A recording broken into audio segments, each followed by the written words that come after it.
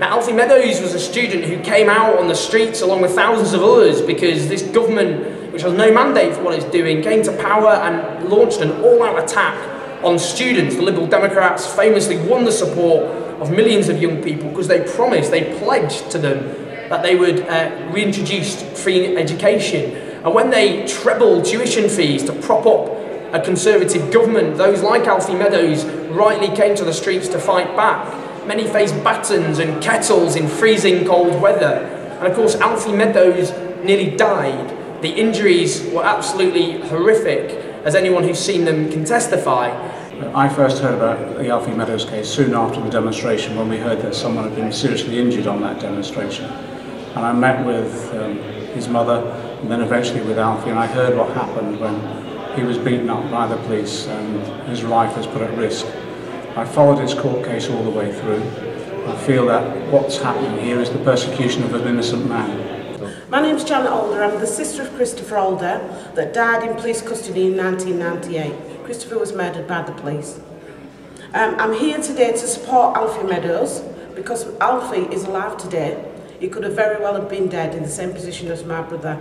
You know, he was beaten by the police, same as Christopher. Christopher was left to die, and the total insult to people, yeah, when the police are going about beating people, you know what I mean, is absolutely disgusting. As a country, we need to stand up, we need to stand for our rights, and we need to support people like Alfie and cases like Christopher for this to stop. Hello, my name is Jules Carey. I'm a solicitor and I represent Ian Tomlinson's family. I met Alfie Meadows when he came to show support to Ian's family as they were sitting during the trial of PC Harwood. PC Harwood was obviously found not guilty. I have found over the last 16 years that I've been in practice that it is not uncommon at all for police to attack the character and conduct of individuals who have been their victims. My name is Sheila Coleman and I'm a member of the Hills for Justice campaign. I've been involved in campaigning against the cover-up of the Hillsborough disaster since 1989, and now 23 years later the country knows what the rest of us have been saying for 23 years. These people were unlawfully killed and the police lied and covered up, and that's the society we're living in, and that is just one of the reasons why people must support Alfie Meadows. When you see his horrendous injuries 23 years after police killed people at Hillsborough, Alfie was very near death. And thankfully he is still with us, but we must support him in his legal case, and we must fight to ensure that there are no more people injured or dying like Alfie Meadows. My name is Samantha Rigg-David and I'm from the Sean Rigg Justice and Change campaign. We are a family campaign. We've been fighting and struggling for 4 years to get to the truth of what happened to my brother Sean. We've uncovered a lot of police corruption and lies, and we're still continuing to do that. And as a family, we have come into contact with lots of other families who have suffered at the hands of the police, namely Alfie Meadows. I'm Marcy Rigg. I'm the eldest sister of Sean Rigg, who died in Brixton Police Station on the 21st of August 2008. It took us 4 years to get to our inquest, and finally we had a narrative verdict, which we're hoping might make a difference. I'm here to support Alfie Meadows in his struggle for justice. He's lucky to be here alive today because there's other people that have died at the hands of the police by an asp, and Alfie Meadows could very much have died in that way. I was on the same demonstration as Alfie Meadows, and I think very much the student movement has learned an awful lot from what happened on that demonstration. I'm incredibly proud that we've taken that slogan of an injury to one is an injury to all and stood by Alfie Meadows through every stage of his trial. I think what Alfie's case symbolises is the attempt to delegitimise student protest and protest entirely, and at a time of austerity it's incredibly important that we're able to defend that. And the CW has taken an active decision to support defend the right to protest.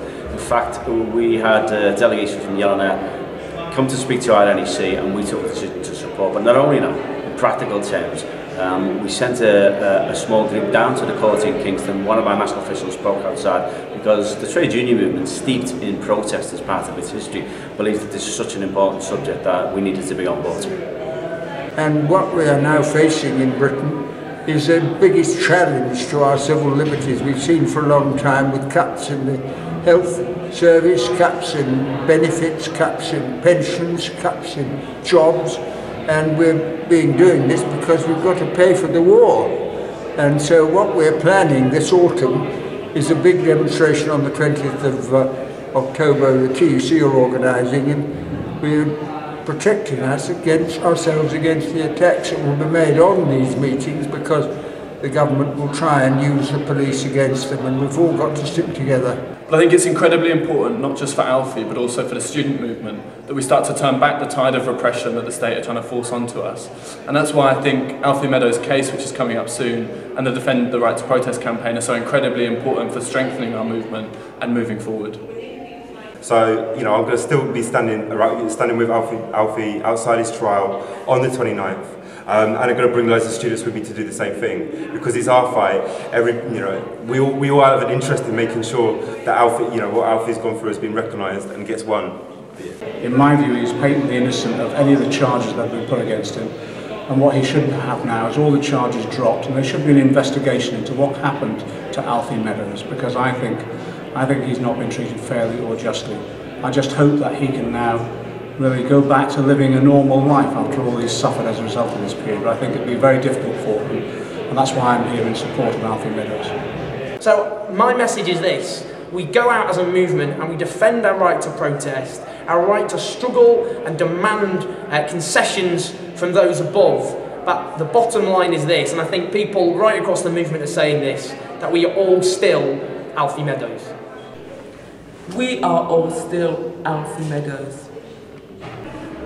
We are still all Alfie Meadows.